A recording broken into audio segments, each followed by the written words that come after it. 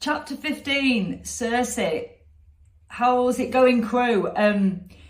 Oxen of the Sun. My God, what a chapter. If you can make it through that, I'm telling you, you can make it through to the rest of the book. There is absolutely no chance I'm going to let you jump overboard now if you've got through Oxen of the Sun. So we're now on to Circe. Now, weirdly, in Chris Rich's video, he said that Circe was his hardest chapter, the one he found the toughest, even more tougher than Oxen of the Sun. I remember when I first read it last year, I did find it tough, but not as tough as Oxen. So I don't know whether you'll be like me, but it's long, right? So what I would recommend you do to get through it, to get more pleasure than you will by just diving into it, is go to the Sparks notes, which I'll post underneath this video, and read them before you launch into Circe. Because Sparks notes do a lot of explaining, and to know what's going on before you start reading Circe is really, really important, because there's a lot of stuff that if you just launch into it, as I did really, and when I started reading last year, you're like, what the fuck is going on here? And it's just impossible to know, what the hell's going on. Whereas if you read the chapter notes by Sparks, you've got a fair idea of what's happening, and that will help you cling to the rock face, because that's all we're doing in these chapters at this moment of time. Trying not to slide down the page and trying not to fall off the climbing frame of the playground of Ulysses. So that will help you cling on.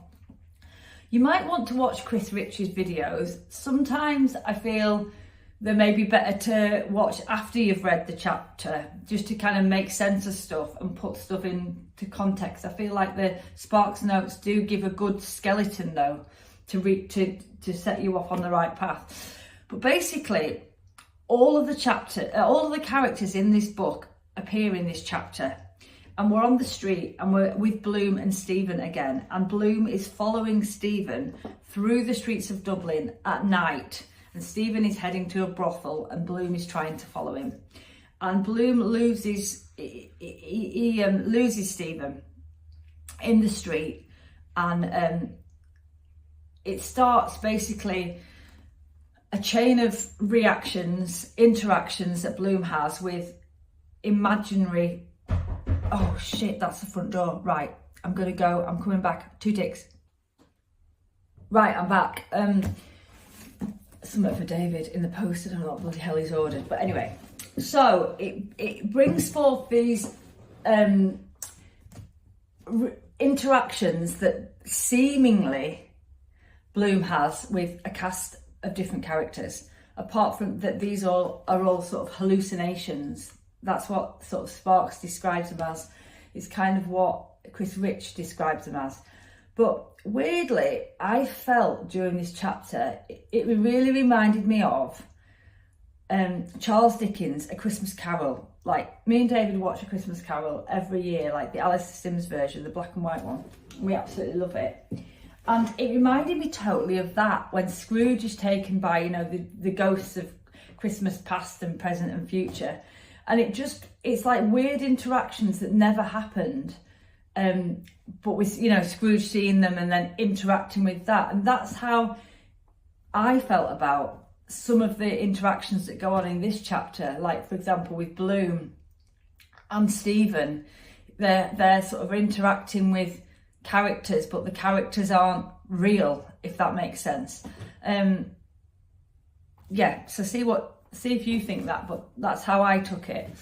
So yeah, Bloom goes into a butcher's, which is I just think it's quite a bit of an iconic scene in this chapter. He goes into a butcher's and he buys a pig's trotter as a snack, and he puts it in his pocket, and then later we realise he doesn't really want it. It's a bit of a waste. He sees a dog in the street and he just feeds it to the dog. And then a prostitute comes out and she sees him and she's like, oh, you're in mourning. I've got this, you must be with this guy that's inside. He's in mourning too, which is Stephen Dedalus.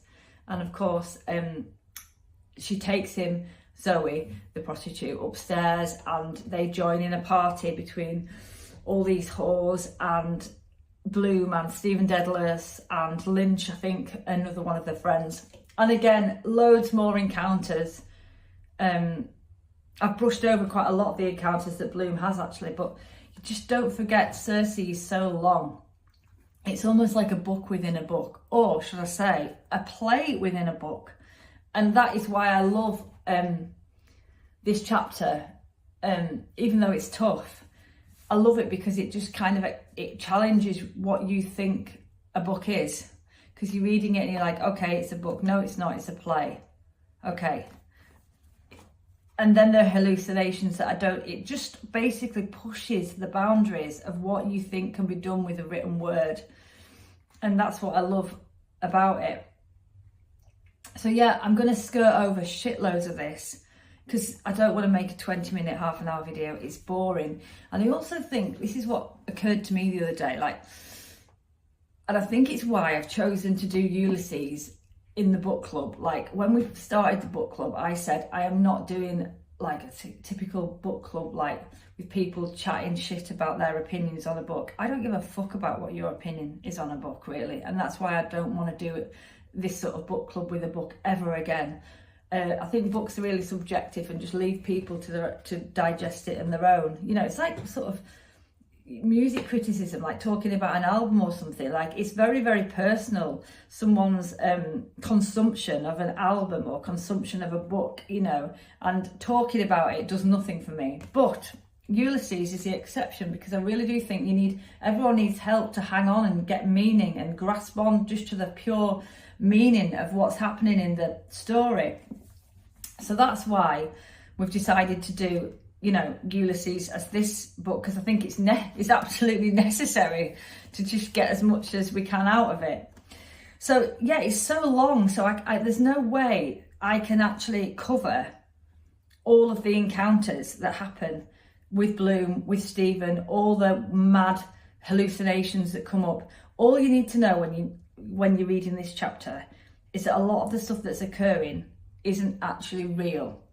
It's kind of like hallucinations, or like, as I said before, like a Scrooge encounter, where he encounters a imaginary situation that may have happened in the future that hasn't really happened.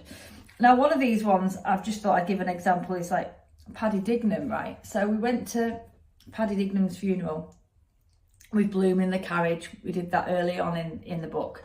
And here Paddy Dignam appears to Bloom when he's on the street. This is before he goes into the brothel. He appears as a slobbering dog, in the form of a slobbering dog, which is kind of, you all get a free pass for being completely confused and like skirting back to here going, wait a minute, Paddy Dignam's not a dog. Paddy Dignam died and blah, blah, blah. Yes, he did die. He's come back here as a dog. So here we are. This is when he's having this hallucination with the Watchmen, and Bloom gets sort of put on trial. The beagle lifts his snout, showing the grey, scorbutic face of Paddy Dignam. He has gnawed all. He exhales a putrid, carcass-fed breath.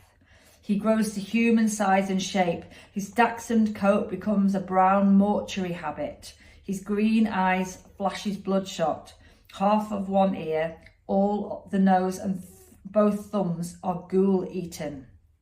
Paddy Dignam in a hollow voice. It's true, it was my funeral. Dr. Finucane pronounced life extinct when I succumbed to the diseases from natural causes, and blah, blah, blah, blah.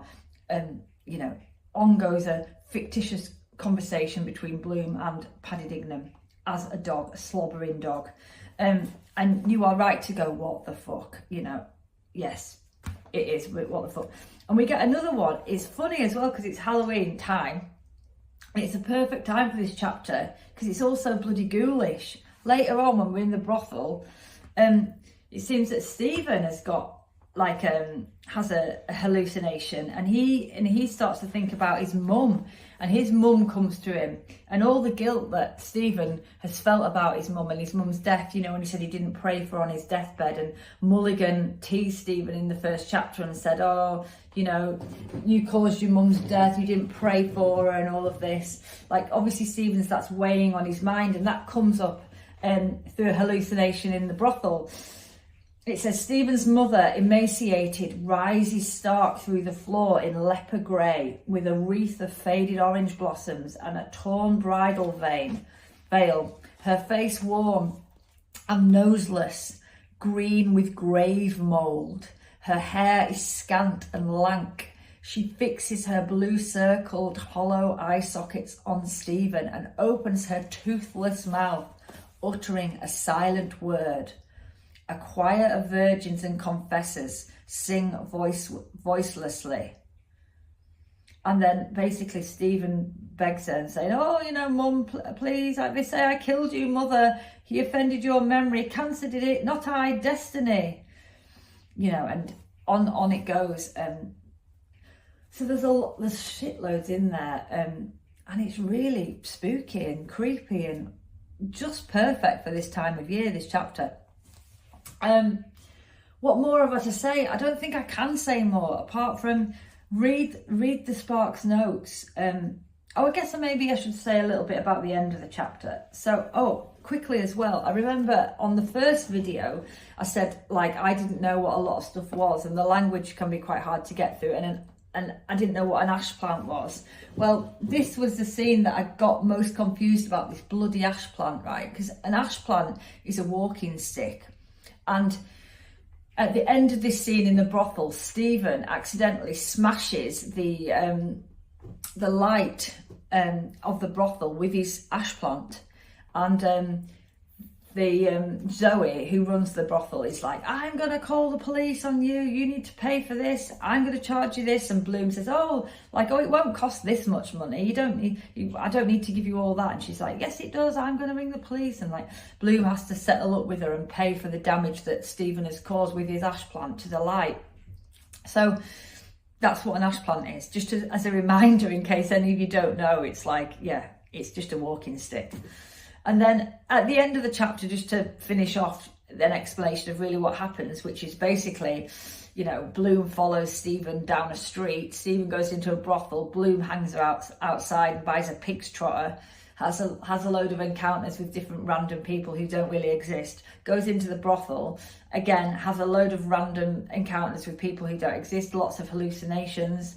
And then Stephen smashes a light with his walking stick. They get chucked out. They go out into the street and they start walking. And then a soldier guy, starts to pick on Stephen. And Stephen starts to defend himself. Well, he doesn't really defend himself, but basically the soldier picks on him. He's an Irish nationalist, and Stephen ends up getting knocked out. And Bloom is his rescuer. Bloom is like, shit, man, you're getting picked on. You've got knocked out, you're in the street, you know, we've all done it there, you know, your mate is there, you're like, shit, what the fuck's going on? I need to look after you. And that's exactly what Bloom does. And it ends the chapter with Bloom, like, looking at, I think even Stephen's friend Lynch has deserted him by this point. He's like gone off and been like, oh, I'm not getting into any of that trouble, you know, leave you to it. And then Stephen is left with Bloom on the street after being punched by this soldier. I can't remember his name. I guess it's not. Let's see if I can find it. Who's this soldier's name? Is it important? Don't know.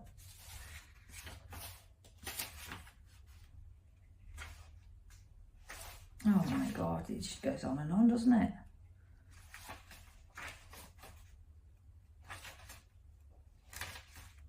Private car. Okay, yeah, private car.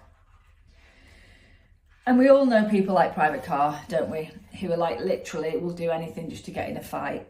Like, oh, you're looking at me the wrong way. You know, you said that. And that's what happens here. And it's interesting. Yeah. So that's what I've got to say about Circe. It's tough. This is going to be a longer video than usual because it's a longer bloody chapter than usual. Good luck with it. I mean, I know Chris Rich, actually, again, here I go off and again on another bloody tangent, but Chris Rich had said all of the hallucinations mentioned in this chapter were to do with drinking absinthe. Well, I'm not convinced that that's true, because there were a lot of hallucinations that Bloom had before he went into the brothel, and that was before they would be drinking absinthe. So I'm not completely convinced that that is why the hallucinations are there. I just think it's something that Joyce has chosen stylistically to do, to develop the characters, and just to be, yeah, as a style thing, but not due to drinking absinthe. But that's probably what I think on it. But I'd like to know what you think of it. And like, come on. Also, after this, I think we've got 2 chapters left, right? We are so fucking nearly home at Ithaca. It's insane. And this is the last biggest, hardest chapter that is to read. After this is relatively plain sailing. So do not row this far and give up now, right? You absolutely can't. I'll be so cross with you if you give up now. You just can't. We've got to finish this fucker, and we're going to finish it together, right? So let's see what you think of it so far. I'd love to know your comments on the chapter. Also, maybe just write in the comments if you're reading the book. I've lost track of how many people have fucking jumped ship because they can't, you know, deal with the length, the complexity of it. But there are loads of you who are still bloody rowing and you're still swimming. It's brilliant. So come on, let's have you. Let's see who you are. Come on, stand up, be counted.